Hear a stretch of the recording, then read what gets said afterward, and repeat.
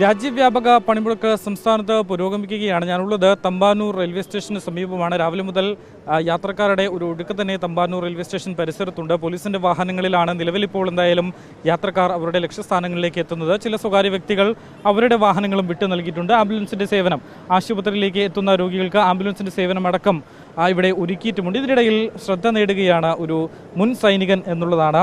കയറിക്കോളൂ, കൊണ്ടുവിടാം, ഭയപ്പെടേണ്ടതില്ല എന്നുള്ള ഒരു ബോർഡ് വെച്ച് തൻ്റെ ഇരുചക്ര വാഹനവുമായി രാവിലെ തന്നെ ഇവിടെ എത്തിയിരിക്കുകയാണ്. ഇദ്ദേഹം നാലഞ്ചർ സ്വദേശിയാണ്. ചേട്ടാ, പേരെന്താ? മുരളീധരൻ. ഒരു മുൻ സൈനികനാണ്, മറൈൻ എഞ്ചിനീയറാണ്.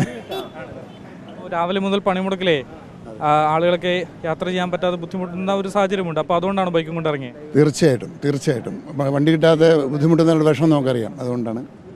ചേട്ടൻ ഇതേപോലെ നേരത്തെ എപ്പോഴെങ്കിലും പണിമുടക്കിൽ വന്ന് പെട്ടുപോയിട്ടുണ്ടോ?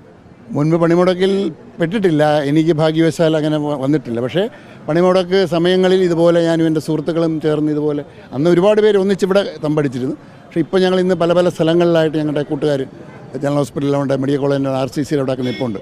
അപ്പം ബുദ്ധിമുട്ടിൽപ്പെട്ടവരെ സഹായിക്കുക എന്നുള്ളത് നമ്മുടെ ജീവിത ദൗത്യം. ഇന്ന് രാവിലെ മുതൽ തന്നെ ഇവിടെ ഉണ്ട്? 10 മണി മുതലുണ്ട്. ഈ വീട്ടിലേക്ക് അറിഞ്ഞായിരുന്നു ഇതേപോലെ രാവിലെ ബൈക്ക് കൊണ്ട് ഇറങ്ങിയത്? മകനും ഭാര്യയും അറിഞ്ഞിട്ടില്ല. അവരറിഞ്ഞ മകൻ കൊല്ലും. മുൻ സൈനികനല്ലേ? അതെ, പക്ഷേ എന്നാലും എനിക്കൊരു ഹാർട്ടിനൊക്കെ ചെറിയ പ്രോബ്ലം ഉള്ള ആളാണ്. 75 വയസ്സുണ്ട്. അതുകൊണ്ട് പുറത്തിറങ്ങരുത്, വണ്ടി ഓടിക്കരുത്. പ്രത്യേകിച്ചും ഇത് രാവിലെ മോൻ ആശുപത്രി പോകുന്നതിന് മുമ്പ് എന്നോട് വിളിച്ച് പറഞ്ഞാണ് ഇങ്ങ് ഇറങ്ങരുത് എന്ന് പറഞ്ഞിട്ട് പോയതാണ്. അതുകൊണ്ട് രഹസ്യമായിട്ടാണ്. ഈ അവസ്ഥയിലല്ലേ യാത്രക്കാരെ പെട്ടുവയ്ക്കുമ്പോൾ ഒരു സൈനികൻ്റെ ഒരു ബോധം അങ്ങ് ഉണർന്നു? തീർച്ചയായിട്ടും അത് തന്നെയാണ്. നമുക്ക് ഈ സമയത്ത് അറ്റാക്ക് വന്ന് മരിച്ച് വീണാലും പ്രശ്നമില്ല. കാരണം നമ്മുടെ സേവനം ചെയ്തുകൊണ്ട് മരിക്കുക. ഇല്ലെങ്കിൽ എന്താ മനുഷ്യ ജീവിതത്തിന് അർത്ഥം? Serve others, love others, cooperate with others. അതാണ് നമ്മുടെ മോട്ടോ.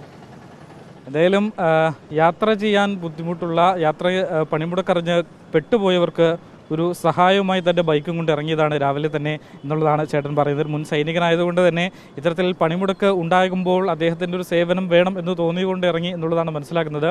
വീഡിയോ ജേർണലിസ്റ്റ് സച്ചിൻ ചന്ദ്രയ്ക്കൊപ്പം reporter Ashwin Diego, in reporter, Thiruvananthapuram.